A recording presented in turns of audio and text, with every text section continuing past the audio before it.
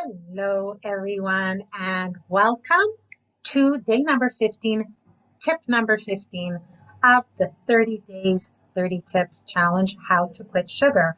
My name is Sippy Leaf. I'm a nurse and certified food addiction counselor. And the tip for today, I want to tell you, is a question that I get asked all the time, whether it be by my clients, the people who are inquiring to work with me to do, professionally led sugar detox, whether it's people who are just asking me because they heard that I do sugar detox workshops and that I, work with clients on sugar detox. And a lot of people, this question comes up a lot when anybody talks about quitting sugar. And the question is, what about fruit? Fruit has sugar. When you quit sugar, does it mean quitting fruit? So here is my response. I say that if you'll remember, one of the tips that I talked about is that quitting sugar means what? Yes, to eat real food. Fruit is real food. Fruit is food that is found in nature. The sugar that is in the fruit is sugar that occurs in the fruit naturally. It does in vegetables as well, especially root vegetables. It does in milk products. You have a natural sugar when you eat natural milk dairy products. You have lactose, which is a sugar that is naturally found. When you eat tomatoes, tomatoes also have sugar in them. It's a sugar that's naturally found in the fruit. So, no, if you quit sugar, that doesn't necessarily mean you have to quit fruit. There are, for example, low carb food plans that do eliminate fruit, like ketogenic, for example, but that doesn't necessarily mean quitting sugar does not necessarily mean going low carb.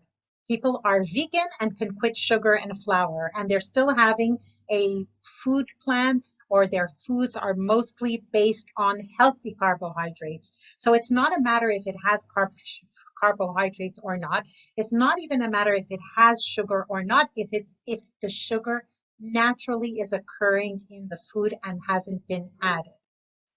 Having said that, I will give an aside. First of all, some people who are really addicted to sugar, the fructose and the sugar in the fruit is a trigger for them, and they find it hard to eat sugar moderately. And for those people, they may want to consider, yes, eliminating fruits from their food plan. But even people who do eat fruits, there is something that we have to pay attention about when it comes to eating fruit. The fruits today are not the same as the fruits that were like 70, 80, 100 years ago. The fruits today are bigger, they're sweeter. They have been developed to be bigger and sweeter. And also, fruits used to be seasonal. You would have, like, if I live in Israel, you had oranges in the winter and peaches in the summer. You didn't have oranges and peaches and bananas and pineapples and pomegranates and apples of every single kind and all these different kinds of apples that didn't used to exist that are much sweeter, etc., etc. Which means that today, the fruit is sweeter, it's bigger, and it's also much more abundant. So that's why I do recommend paying attention to how much fruit you eat. Because eating way too much fruit, the fructose in the fruit can tax the liver at the end of the day. Somebody who's diabetic has to limit the amount of fruit that they eat and has to be careful. So, yes, fruit does have sugar. The reason why the sugar in the fruit is not as harmful, even if it's the same amount of sugar, as the sugar in a chocolate bar or in a cookie, for example, is because in fruit, the sugar is in the fruit itself is there also with fiber. And what the fiber does is make like this net or mesh in our gut that slows the absorption of the sugar. And then some of that sugar, actually, when it gets absorbed and goes later on into the gastrointestinal tract, so then you have something that's called the microbiome. That's those trillions of healthy bacteria that live in our gut, but are not really a part of us, but they live inside of us.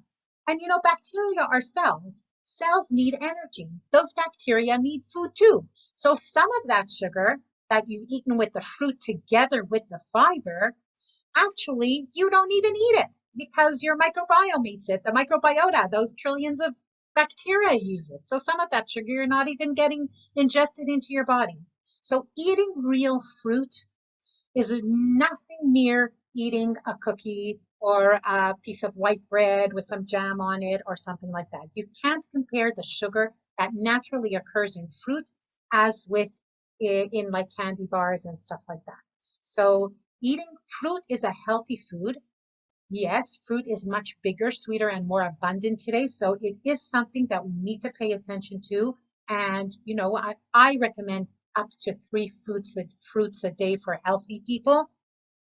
And again, I said, for people who really feel like sugar is an addiction for them, they really have to be wary of fruits and make sure that fruits aren't triggering that addictive craving to more sweet, that the fruits are not replacing other sugary items in an addictive, obsessive way.